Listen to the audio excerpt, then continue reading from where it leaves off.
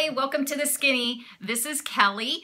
At the scale this week, yesterday I should say, I lost 1.4. Yay. And I have to look for a total of 64.6. Yay, me. It was a good week. I had gained 0.8 last week, so it was a good return, and it was the fish fry's fault, but it was worth every bite. Last week the scale, fish fry came into play, so I gained last week. This week, obviously, I'm down because it ain't happening 2 weeks in a row. I'm down 2. Yeah. For a total, I have to look 2 is 87.4. That's awesome. Yeah. Sometimes I need Kim. And I'm Kim. I realized somebody pointed out I keep forgetting to do that. So I'm Kim. I think she's so used. I think you're so used to self-identifying as me too. I mean, I won't answer to Kim. Yeah, I answer to Kelly too. So we're just parents sometimes couldn't get it right. So we are so used to let's go on Kelly. She's thinking she's introduced us, And so. God forbid I say my mom or my dad. She'd be like, how about our? And I'm like, well, I'm referring to me, not to both of us. So I'm allowed to have a mine. It's implied. Okay. It's implied. So this week we are going to talk about things that we have learned on our journey and things that we wish we had learned sooner.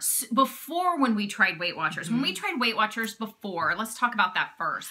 When we came this time, we came with some knowledge from the past. And we had been members a year and a half before we came back this last time to just do it. And we really weren't committed. I mean, we lasted maybe 6 weeks if we were lucky. Yeah, there was no commitment. And I think the big thing I think I can say we both probably figured out was that we have to go to meetings. The only excuse is if you're seriously ill or out of town. And you can't get to a meeting where you're at. I've even gone to a meeting in another state. Yes.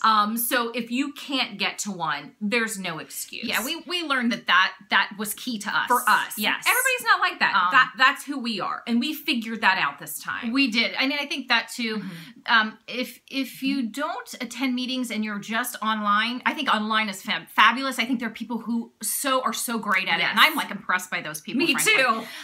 Because I couldn't do that. But if you're an online member and you're struggling, try a meeting because that might be what you need too. So you just you got to figure out what you need to do to make yourself successful. I think the other thing we figured out is, I'm going to tell you a little secret. Before, anytime we have ever done Weight Watchers, the day we weighed in, there was a cheat meal that day. Whether it was lunch or whether it was dinner, there was a cheat meal. And it never, ever got tracked. Oh, no. And it never happened. You can't do that. We can't. We can't. So that never happened. Do we have, could I weigh in and then go have pizza? Yes. But I am tracking that pizza. Before we pretended it can never happen. Yes, there is not the pretending that the cheat meal, we called it the cheat meal. It's not a cheat meal. The cheat meal doesn't exist anymore. It's a planned meal. It no longer exists. Yeah. And those two things, man, once we knew this time around going in that those weren't happening, we knew we were in it to win it this time. Yeah. It was off, that we were ready. So it was a little honesty with ourselves and accepting some weaknesses and I think there was a little more self-awareness this time around and commitment. And I think that's come a little bit with age probably, which, never makes anybody happy. No. We don't want it to be because we've aged. But so let's go into what we've learned on this journey. And we've everything I'm going to say, I think we've both learned and vice versa. But my thing was in particular was I had this fear of food. I had this fear of if I went to, if I went to a wedding and I even planned for it, but it was, I had the cake and even I planned for it, or even if I didn't plan for it, there was that fear that, oh my God, I'm going to fall off the wagon. And in the past, I would blow my entire week and then not go to the scale. But this time on my journey, I proved that I could not to be afraid of food. On this journey, I've learned that after a meal like that, if I felt if I did track it and it was fine, or if I didn't, I would track it. But if it wasn't within my points, I would still track it and accept it. And I would get right back up on the horse. So I taught myself that not to be afraid of that I will get back on. But that's part of the process. You're going to have bad days, bad weeks, bad moments. You have to have that. And I think in order to, people think you have to be perfect. And some people maybe are on the journey. Time. But I think the imperfections that you have during this journey are the things that teach you to stay on the journey forever. And how to figure it out. I learned that I am going to go to weddings and birthday parties, and I'm going to have meals that are just too big and maybe over my points. That real life is going to happen. And it is. And I'm right back on the horse. And it's okay. I can do it. Yeah. I've proved I think that's what I've learned big time. I think for me, the biggest thing I have really figured out is to apply my strengths to the journey. I am a planner and I'm an organizer. It's part of who I am. It's part of my personal life. It's part of my daily life. But for some reason, it wasn't part of my weight loss life. No. Why is that? Why couldn't I take those wonderful qualities about myself and apply them to food? And it's crazy because you are probably one of the most organized planner people I know. But nothing could touch weight loss world. And that was a shame. Yeah. And once I allowed those qualities to come part of that world, I was able to really be successful and embrace help me that. Be successful. And I think that's write down something down again. You're all going to go, oh my gosh, she's going to make another list. Yeah. I wish I had done this prior to coming back. I wish I had, because this has all become through self-awareness as the journey has gone on. But I wish I'd made a list and said, what are my strengths? What are my weaknesses? And then looked at the strengths and says, what of these can I apply to this weight loss journey and make it so much better for myself?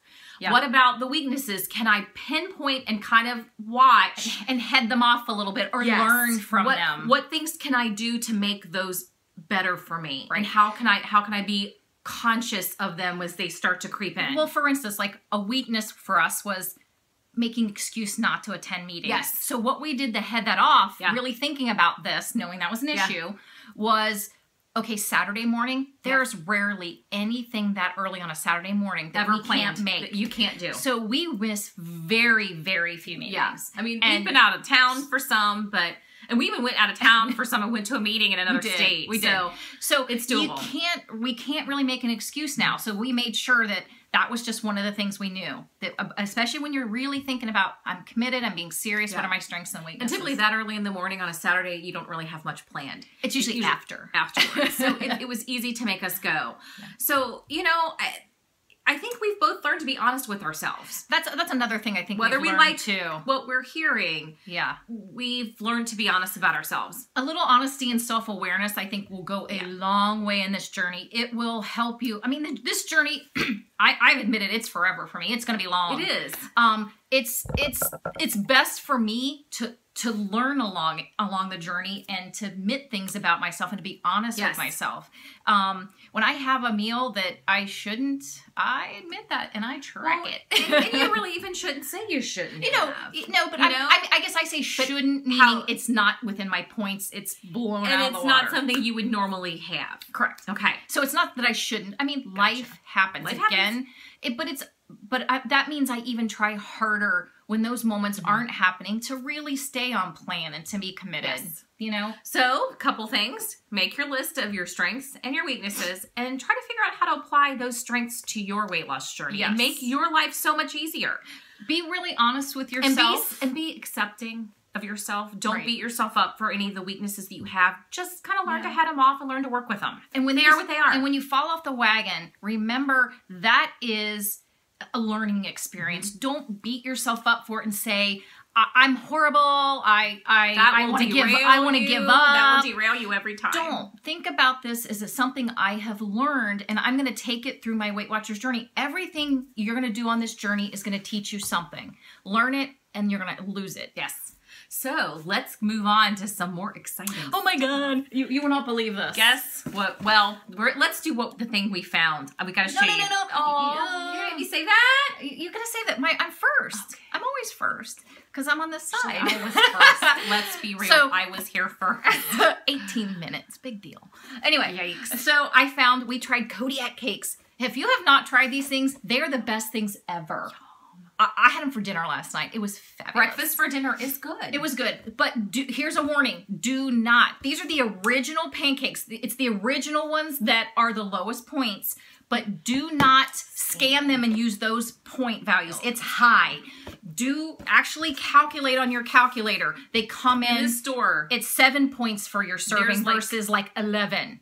Yeah, no, like 11 was for 2. Was for 2 servings. Okay. When you scan it, it'll come in. This one will come in scanned at 5. Yes. But it calculates as 3. Yes. So per serving. And there are other ones. So if you're in the store, just look at all of them.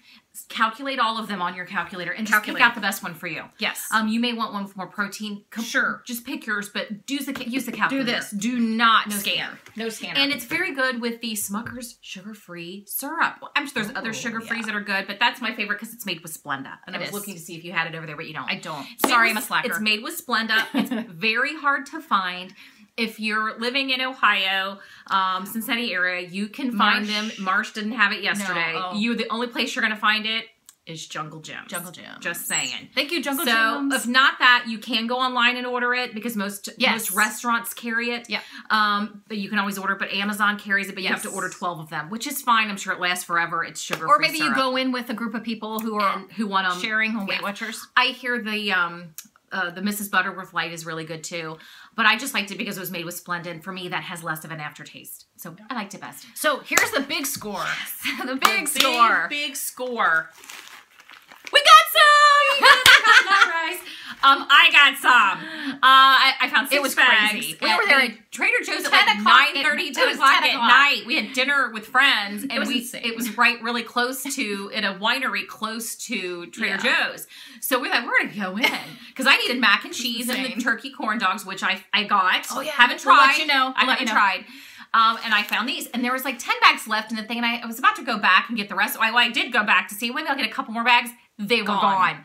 So somebody came right behind me literally and took like the 10 other bags. At night. Yes. Who does that? We thought we were the only weirdos. But luckily we were there, and the lady, I took the last 3 mac and cheeses, and I said, you don't have any more? And I said, you don't have any turkey corn dogs either. She goes, well, truck just pulled up. We'll go on the truck and get them for you. We waited. So we waited, and then went on the truck, and I got like 8 mac and cheeses, and I got 3 boxes of the turkey corn dogs. I think she was like, what a bunch of nutballs. And so we'll tell you if we like them next week. We're going to do a burrito bowl. I think I'm going to do like a Chipotle-esque burrito bowl. So we'll share the turkey dog, whether we like it, because we don't know. I got 3 boxes, and I may not like them. I don't know. There's nothing wrong with corn dogs. I know, but I know. Enough mustard will cover everything. Okay. So we'll let you know. Okay, well, we'll see you later. Bye. Have a great week.